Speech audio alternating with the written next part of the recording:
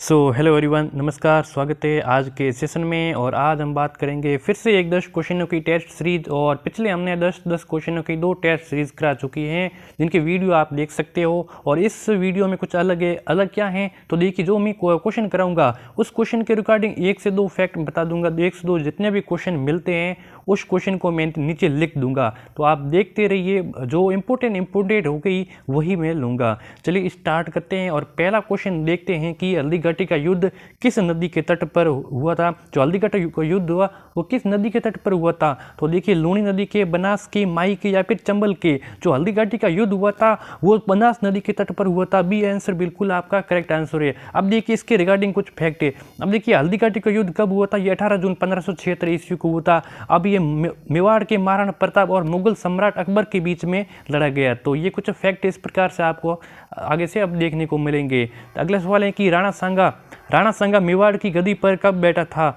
बहुत important question है। राणा सांगा मेवाड़ की गद्दी पर बैठा कब, 1527 ईस्वी, 1526 में, 1509 या 1540 ईस्वी में। तो राणा सांगा मेवाड़ की गद्दी पर बैठा 1509 ईस्वी में। सी आंसर बिल्कुल आपका करेक्ट आंसर। अब देखिए इस क्वेश्चन में कुछ रिगार्डिंग फैक्ट देख लेते हैं। अब देखिए राणा सांगा ने मेवाड़ में 1509 से 1528 तक शासन किया था। कब से, 1509 से 1528 ईस्वी तक। अब देखिए बयानों का युद्ध कब हुआ, राणा सांगा ने बाबर की सेना को परास्त किया था। किसमें, बयाना का युद्ध में राणा सांगा ने बाबर की सेना को परास्त किया। और खानवा का युद्ध 1527 ईस्वी में बाबर जिसमें विजयी रहा और राणा सांगा के बीच में लड़ा गया। आपको बताना है कि बयाना का युद्ध किस वर्ष लड़ा गया है, आपको ईस्वी सन बताना है। अगला सवाल है कि चित्तौड़गढ़ प्रमुखतः किस राज्य की राजधानी रहा है। जो चित्तौड़गढ़ रहा है वो किस राज्य की राजधानी रहा है तो मेवाड़ की रहा था, मारवाड़ की, ढूंढाड़ की या फिर वागड़ की रहा है। तो चित्तौड़गढ़ किस राज्य की राजधानी रहा है तो चित्तौड़गढ़ एक मेवाड़ राज्य की राजधानी रहा है। ये आंसर बिल्कुल करेक्ट आंसर है। अगला देखते हैं जंतर मंतर क्या है। तो जंतर मंतर एक म्यूजियम है, ये जादू विद्यालय है, भूल भुलैया या फिर वेधशालाएं। तो जंतर मंतर आपको पता होना चाहिए, बहुत ही आसान सवाल है। तो ये एक वेधशाला है। डी आंसर बिल्कुल करेक्ट आंसर है। अब इसके रिगार्डिंग फैक्ट देखिए, जंतर मंतर वेधशाला सवाई जय सिंह ने जयपुर, उज्जैन, मथुरा, दिल्ली और वाराणसी में इसका निर्माण किया। टोटल कितनी हो गई है, ये कुल 5 जंतर मंतर वेधशालाएं हो गई है। अब पहली थी ये 1725 ईस्वी में दिल्ली में निर्माण कराया, किसने, सवाई जय सिंह ने करवाया। और दूसरी थी 1734 ईस्वी में जो जयपुर में जंतर मंतर इसका निर्माण किया, किसने, सवाई जय सिंह ने। अगला देखते हैं कि झंडा ऊंचा रहे हमारा नामक गीत के रचयिता कौन है। बहुत इंपॉर्टेंट क्वेश्चन है, झंडा ऊंचा रहे हमारा, इस गीत के रचयिता कौन है। देखिए 4 ऑप्शन दिए गए हैं। तो मैथिली शरण गुप्त, रामधारी सिंह दिनकर, श्यामलाल गुप्ता या फिर सोहनलाल द्विवेदी। तो इसके जो राइट आंसर है कौन सा है, बी आंसर बिल्कुल करेक्ट आंसर हो जाएगा, रामधारी सिंह दिनकर। अगला सवाल है कि कोटा में पहला डाकघर कब खुला था।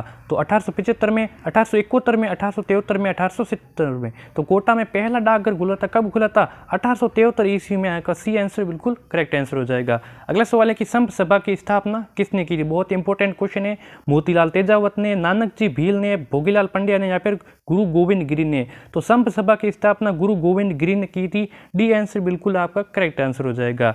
और इसका रिगार्डिंग फैक्ट यही है कि 1883 ईस्वी में संत सभा की स्थापना की और किसने की, गुरु गोविंद गिरी ने। अगला सवाल है कि हरिजन सेवा संघ की स्थापना कब की। कहाँ पर, राजस्थान में हरिजन सेवा संघ की स्थापना कब की गई है। 1934 में, 1938 में, 1940 में, 1942 में। तो हरिजन सेवा संघ की स्थापना 1934 ईस्वी, यानी कि आंसर बिल्कुल करेक्ट आंसर हो जाएगा। अगला सवाल है कि पुरुषों द्वारा कान में पहने जाने वाला जेवर का स्थानीय नाम क्या है। अब पुरुषों द्वारा जो कान में पहना जाता है उसका जेवर है, उसका स्थानीय नाम बताना क्या है। तो मुर्की है, लूमजूम है, तिमनिया है या फिर कोई नहीं है। तो पुरुषों द्वारा जो पहना जाता है उसका जो स्थानीय नाम है क्या है, मुर्की है। ये आंसर बिल्कुल करेक्ट आंसर हो जाएगा। और तिमनिया आपको सभी को पता ही होना चाहिए कि महिलाओं द्वारा गले में पहना जाता है। अगला सवाल है कि अगला और हमारा आखिरी सवाल होगा, कठपुतली नृत्य में प्रवीण जनजाति कौन सी है। कठपुतली नृत्य में जो प्रवीण जनजाति कौन सी है। तो कंजर है, कथुड़ी है, डामोर है या फिर नट है। तो कठपुतली हम दोस्तों आपका डी आंसर राइट हो जाएगा। कठपुतली नृत्य है वो जनजाति में प्रवीण है।